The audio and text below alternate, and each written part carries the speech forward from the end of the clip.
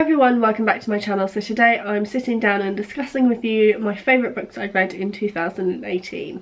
So I'm going to sit down and just rattle through some of my favourite books and recommendations that I've got for you that I read last year. It's going to be a priority of mine this year to start filming more like book wrap-ups and book reviews, just so I sort of remember my feelings and emotions at the time to when I read them. Last year I was quite hesitant to start doing it because I'm not very, even though I read a lot, I'm not very like illiterate, and I can't like vocalise my opinions very well other than being like, oh my god, it was amazing, I loved it, you have to read it. Like, I'm not very good at things like that. So don't hold your bets and think this video is going to be really good and really articulate and you're going to come away with like some really fancy knowledge about books, because you're not. But I just wanted to sit down and do a wrap up of ones that I really enjoyed this year that I want to recommend to you. You can recommend me some back, we can have a good old discussion in the comments. So the first one is actually the first book I read in 2018, and you would have seen the video before this, so if you haven't, I will leave it linked below and at the end of the video, how I've literally just sat down and filmed my favourite books of 2018. No, I haven't. I've just filmed books I've read in 2018. Jesus Christ. And that was Flawed by Cecilia Ahern. This was the first book I ever read of hers. And this was recommended to me ages ago. It's actually quite a thick book. This was book club pick in January, and this was one of mine and also the girls of book club, one of our favourite books we read. It was so good and so unexpected, and to start the year reading this, it was incredible. So I got this on Amazon. This was brand new. I got it in a deal. It was like 3 for £10. And there is a sequel. So this is part of a duology. This is called Flawed, and this, on the blurb it says, Celestine North lives a perfect life, but then Celestine breaks the rules and faces a life-changing repercussions. She could be imprisoned, branded, found flawed. I sort of got the vibe of Rosa Parks. So if you know the story, I'm sure you all do, know the story of Rosa Parks, how she was a black woman and she sat on the bus, like in America, and she sat on like a white section back in the day when it used to be segregated to colour. That's sort of the vibe I got from this. It's not set in there and it's not done by colour or race or anything like that. It's done on the system of Flawed. There are, I can't remember exactly, I want to say there are 5 places you can get flawed depending on what you do wrong. So like your palm, your tongue, your temple. I can't remember where else because it has been a year since I did read this book. But this girl does something to get a marking. I think sometimes you can get branded like 2 places, so your temple and your tongue, for what you've done wrong. So this girl gets branded flawed and she has to receive some brands, and it's all about the story as to how she goes about it. So you don't get put in prison, you're branded as flawed, and then you're let out into society, but because you're not normal and you are classified as flawed, people try and avoid you.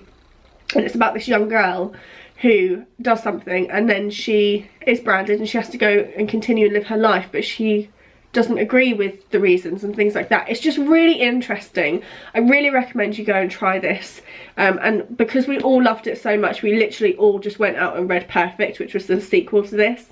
Incredible, if not better. I just loved it. I loved it so much. So that was Flawed. Highly recommend that book. What I'm going to do is I'm actually going to talk about series at the start of the video, and then I'll talk about standalone and contemporary, like chick lit, YA, whatever, at the end. So the next series we read, again as book club, was Ink by Alice Broadway. Now this is a trilogy, I believe. The first and second are out. The first one is this beautiful orange cover. And the second one is red and black, and I don't know if the third one is getting released this year or not. It should be getting released, I want to say, like May. So the blurb is actually on the inside of the book, and this is: there are no secrets in Saintstone. Imagine a world where every action, your every deed, is marked on your skin for all to see, and Leora has something to hide. Ink is a story about love, loyalty, and the desire to live forever. It's a tale that gets under your skin. So this is about a girl, I believe it's a black community, I can't 100% remember. I do feel like it is that though. And this is, like it says, it's about it's basically if you do something or a milestone happens in your life, you get it tattooed on your skin. That's just the way of the world. And when you die or something happens, your skin gets turned into a book, which is really rank when you think about getting skinned and your skin getting turned into a book. Not great, but it's really interesting because she has her father's book. My phone's ringing. Just had a phone call from the school saying that P is not very well and I have to go and pick her up. God's sake. Right, I'm going to resume filming this video when I get home with P. So I am back from picking P up from school. In case anyone wonders, I don't know the order of this video and my nursery update and God knows what. She's not ill, she's absolutely fine. I was obviously sat here being like, oh, I feel really bad, but at the same time I'm really annoyed. I'm annoyed that I picked her up because she's absolutely fine. It's actually 2:20. I was filming at like 9:45 this morning and I've been busy doing my food shop and stuff. So I'm back. I can't remember what I was talking about. I feel like I was talking about ink. I can't remember what I said, but this is really, really good. It's the wrong way around. I'm holding my coffee. Ink by Alice Broadway. I really, really enjoyed it. If I'm being completely honest, because I read it so long ago, I don't remember it 100%. But I feel like because I read so many books, that's acceptable. But I did really enjoy it, and I also really enjoyed Spark. There are twists and turns. It's learn all about their history and as to why they are the way they are. There's a bit of is folk tales the right word? I'm not 100% sure, but as soon as I finished this I went straight out to the library and got Spark. Like I said, I think the third one's getting released this year, but I looked at her Instagram the other day and nothing's been like, there's no cover reveal or anything, so I don't know if it's been commissioned or anything. I really hope that she does wrap it up because the second one, Spark, was left on like a really big cliffhanger, so I can't wait to find out what happens in this story. There's like twists, betrayal. It's really, really good. Really, really like it. So that is Ink by Alice Broadway. I think I said I was going to talk about all my series. Moving on with that is Caraval. I pronounce it wrong. It's Caraval, but I'm not American, so I say Caraval. So I'm going to have a sip of my coffee because my throat is killing me. Ugh. I need to put some sugar in that. That is fucking rank. Ugh. Oh God. I thought I put sugar in that. That is so bitter. How do people drink coffee without sugar? Jesus. It tastes like I've been chewing. Oh, that was rank. Anyway, Caraval is, I literally don't even know how to describe it. I picked this up in the library last year, and I wouldn't have done if someone hadn't recommended it to me. And oh my God, I'm so happy she recommended it to me. This is probably one of my it's top two. It's joint with one that I've already spoken about. This was incredible. So good. So literally I read this in like just over a day. It was so good. So this is basically, I'll read you the blurb. Once a year, the infamous Master Legend hosts Caraval, open to only those who have been invited. This year, a week-long game is on Legend's glittering Isle of something, where the winding streets are an elaborate snow-covered maze and the people are never who they seem. At midnight on the first day, the show begins and visitors become players. Each of them is vying for the coveted prize, a single wish. All they must do is to unravel the mystery of Caraval. But in a game where danger hides behind every charming smile, winning isn't a loss. A wish might be their last. I don't even know how to explain it. I explain it the way that the girl that recommended it to me. It's sort of like Harry Potter come Hunger Games, but not. It's really hard. It's fantasy, but I don't like fantasy. I don't get it.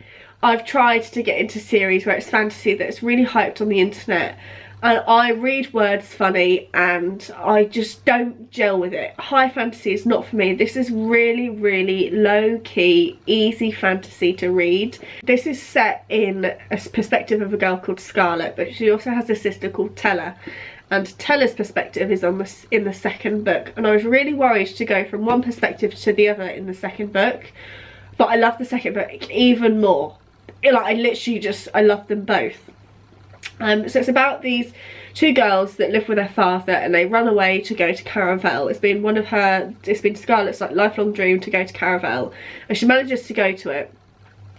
And like it says, it's like twists and turns, and you don't know who to trust because certain people you think are genuine might be playing a character. There's a guy in here who helps Scarlett, called Julian. I really liked him and his character, and just the diversity. I thought I would really struggle with this book, but I didn't. I jumped straight into it and I absolutely loved it. It was one of those ones that just knocked me sideways because I didn't realise I'd enjoy it as much as I did. But when you think you know what's happening, you don't. It's just crazy how it all changes, and you get really confused because you think one way and then you're like, well, hang on a second. Like, it's just so good. I really recommend it.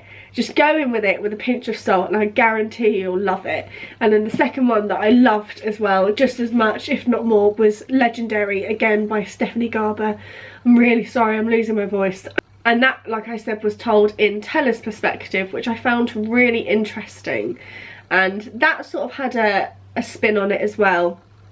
And I can't say anything about Legendary because I don't want to spoil Caravel. But the third one, and I think it's the final one, comes out. I assume it's the final one because it's called Finale. That comes out in May, and I think I might potentially pre-order it on Kindle for like £10 because I loved it that much. So leave me a comment below, let me know if you've read this one. Final series that was one of my favourite reads of 2018, and obviously a recommendation to you all, is Scythe. I say it wrong because that's just the way I am, by Neil Shusterman.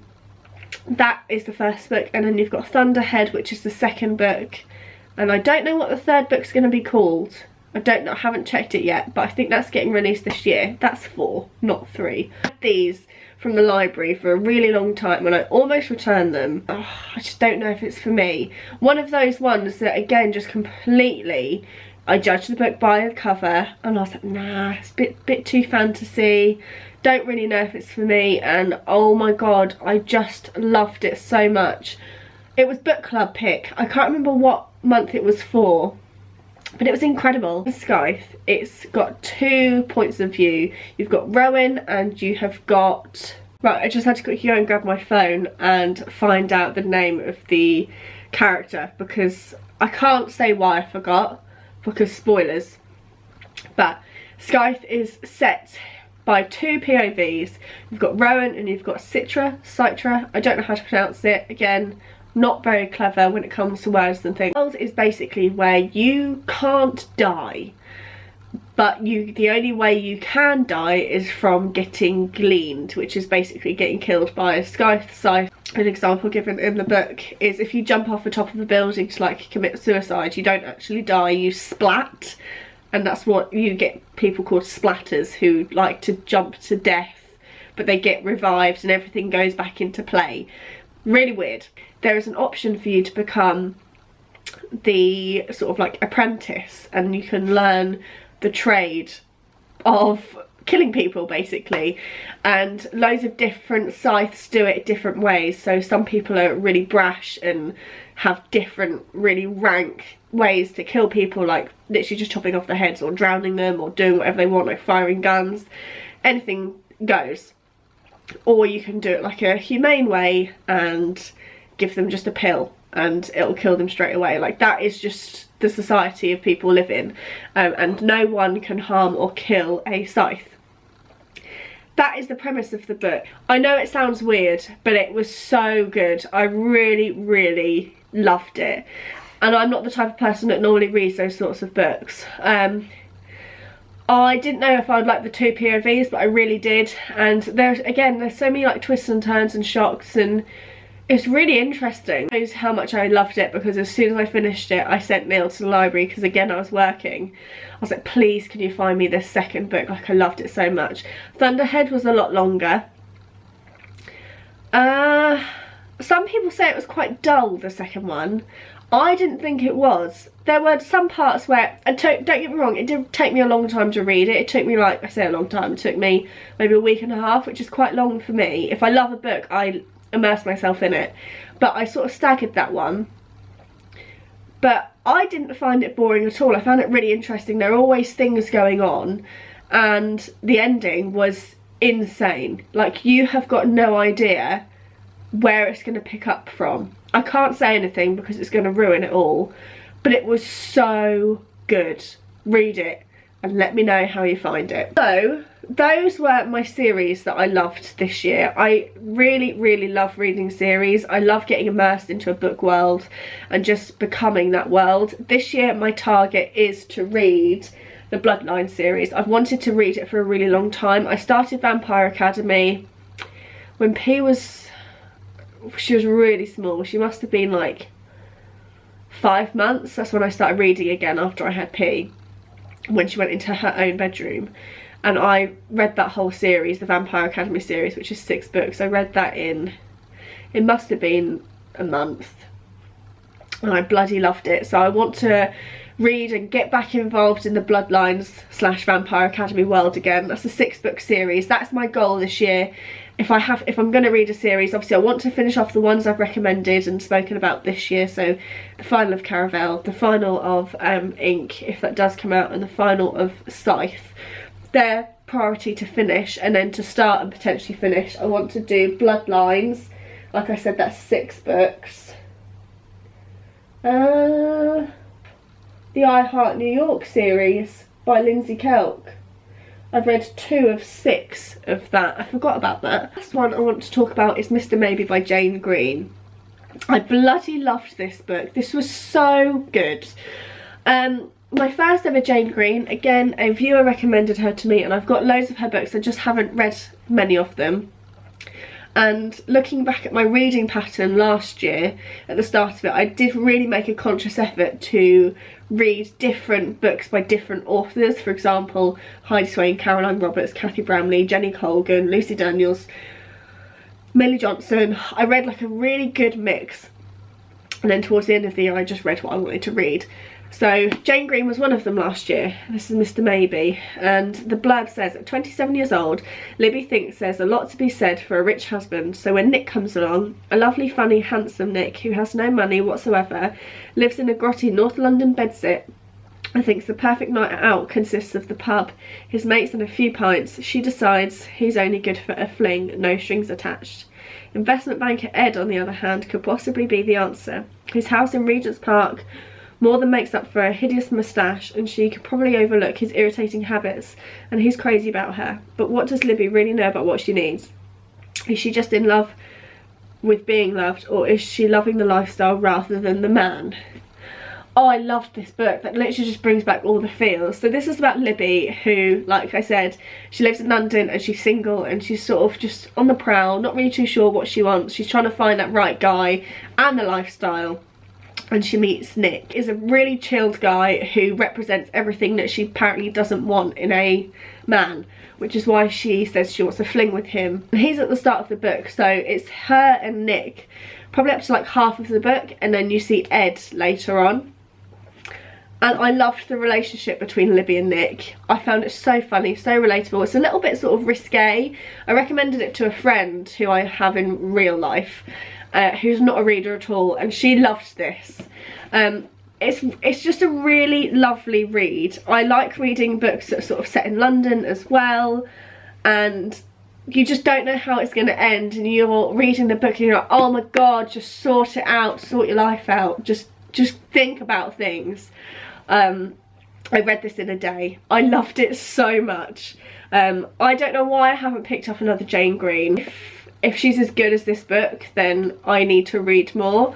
So that was Mr. Maybe. Definitely recommend. Even though her books are a little bit older, I think that's one thing that put me off. This is set 20 years ago.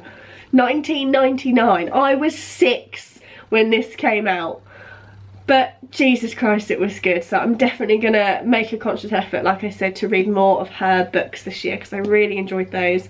So let me know if you've read this, or if you've read any Jane Green, down in the comments below. But a new author that I want to sit down and talk to you about. I read her after I read Page 2 in 5 Years From Now, and I was in that phase of like, oh my god, I don't know what to do with my life, I love that book so much. Like, if you read the book you'll understand, you'll completely relate. And I don't know how I do know how I heard about her. Someone on Instagram messaged me and was like, try Danny Atkins, if you liked this, as in this, then you'll love this. She is incredible. I honestly think she's one of my favourite authors, which is crazy to think that I only discovered her last year, god, sorry. But I have read, how many books have I read? I've read 46 books this year. Oh, honestly, my brain is so scatty. I thought I'd only read 3 of these. I've read 4 and I completely missed it out on my wrap up of 2018. Oh, that's so annoying. I hate myself. So, as I was saying, does it have the list of books at the back? Of course it doesn't. Oh, honestly, this book just fucking broke my heart. These books will make you cry. So go into that knowing that you might bawl your eyes out like I did. This is a fun, easy read, makes you smile. This rips your heart out and shits all over it. It literally broke me in half. Oh, it was just so good. So saying, I discovered her last year and I have read 4 of her books and she's only got like 6 out, which shows how much I loved her. So we've got Our Song, Fractured, This Love, The Story of Us. They're the 4 that I read. And then she's got 1 on Kindle at the moment, which I've got. And I think there's another one. So Our Song is the first one that I read by her. This chapter is so confusing. So it's set from 2 men's, not perspective. So say you're like watching a scene and it's set with, you're looking at 2 separate men, and then it goes on to 2 women's perspective, one called Ali, one called Charlotte, and that is how the book goes. And I think you mainly predominantly follow Ali, and you flash back as to how she knows the guy. I'll read you the blurb. There is no blurb. It's 4 people, 2 marriages, 1 fateful night to decide their past, present and future. Big blurb. Fucking idiot. Oh, here we go. It's at the front. David has lived life to the full. He fell in love with Ali at university. Ali walked away from David at the Snowflake Ball 9 years ago and tried to forget. She is now married to Joe. Charlotte fell in love with David at first sight. She has never forgotten Ali and suspects David feels the same. Joe fixed Ali's broken heart and built a family with her. 4 lives interwoven in many more ways than they know. And over the course of one night, everything will change. So that's the premise of the book. It's so interesting. So like I said, it's done in 2 women's perspectives. So you jump forward into each other's pasts and you learn about them, I think, from like teenagers and how they mix into each other's lives, and it's so good. You have got no idea how the story is going to end. You root for one of them and then you root for the other, and then you feel guilty for liking the other. I have to quickly mention the other ones that I read by her. So I read, after this one, this was the first one I read, and then I read Fractured, which is half the size of this. It's relatively small. That one was lovely. That's about a girl who, there's always like tragedy involved in her books, I'll have to say. Fractured is about a girl who is involved in an accident when she's 18, and one of her best friend passes away, and she didn't realise at the time that she was in love with him. And then it goes to like, that's like the prologue? That was like the first chapter, and then it skips to 5 years after the event, and something happens and she's then living this separate life, and she's like, well, hang on a second, he died and now he's here. And it's sort of like sliding doors, and she doesn't understand what's real and what's been going on, and it's just so good and so interesting. I didn't cry with that one, but I bloody loved it. My other favourites was The Story of Us, which was really good. It did drag just a little bit, it was a little bit long, but that was about a girl who was involved in a serious accident with her 2 best friends in a car. And she gets rescued from the car wreck by a guy called Jack, and it's about how she recovers from going what she went through and the tragedy that happened and trying to get over something like that and living her life. And Jack keeps popping in and out of her life. She's engaged to get married to this guy. She lives at home with her parents, trying to get back to where she was before the crash. And this guy, like I said, Jack, keeps flitting in and out of her life, and it's just about them and how that one awful night put them both together and how they are going about it together. And then the other one I read, which was my least favourite, called This Love, about a girl who is in her flat. I think it's at Halloween, and there is a flat fire beneath hers, and she is trapped in her house and she has to escape. And she does that, and then she meets a guy who helped her escape, and it's about them and their friendship and how they grow through that, and life and stuff below the surface. It's just really, really, really good read. I have to give an honourable mention to my babe, my one true love, Page Toon. This book fucking destroyed me. If you watch my book review, I felt so passionate about this book. Honestly, it's not a big book. It's like 300 odd pages. Just think about it, makes you want to cry. This book was everything and more. I didn't really, I literally just got goosebumps just thinking about it. I did not think that a book would make me feel the way that I did with this one. If you want like a full, like in-depth chat about this, I've done a book review about it. I'll leave it linked below. I think I said I'd leave something else linked below. I can't remember what I said now. But this was, like I said, just the best book I've read. Everyone that's read it has loved it, and Page Toon is my favourite author after reading this book.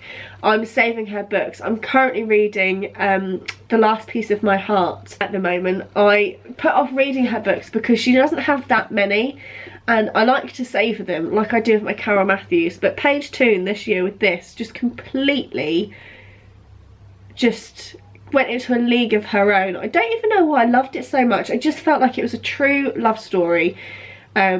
Right person, wrong time throughout her entire life, and it was just, I no words. And another Page Toon that I read was Lucy in the Sky. I don't feel like anything is ever going to top this book. She's writing a new one that's getting released in May. I don't know what I'd do if I met Page Toon. I think I'd probably cry. I just love her so much. So yeah, I read this, really enjoyed this, Lucy in the Sky. There hasn't been a Page Toon book that I haven't enjoyed. The worst one I read, I say worst, it was just not my favourite, and that was 13 Weddings. I'm going to stop waffling because I've literally got to leave in 3 minutes. I also need to finish, what's this in my hair? I need to finish drinking my tea, not my tea, my coffee. I feel like I need to have a sleep. Honestly, my brain has like fried. I really hope you enjoyed this video. I'm really sorry it's been all scatty and over the place, but welcome to my brain right now. School runs and starting nurseries literally just don't know how I'm doing it. Anyway, I hope you all enjoyed it. Leave me a comment below. Let me know if you've read anything that I've spoken about. If you've got any author recommendations to me, any series, anything. Like I said before, I have my book club over on Instagram. It's book club with Jess. It's private, but I accept anyone that requests. We do a new book at the start of each month, and then we sort of discuss as we go. I tend to try and put Kindle like bargains as well in my stories, so if I see something that I like, or I think you guys might like, I will put it on my stories as well for like whenever it's like 99p or something. So I do try my best on the page. I really enjoy doing it, and I can't wait to hopefully have some more of you come over and follow me on my Instagram. Okay, so I'm gonna go. I hope you all enjoyed, and I will see you all in my next video. Bye.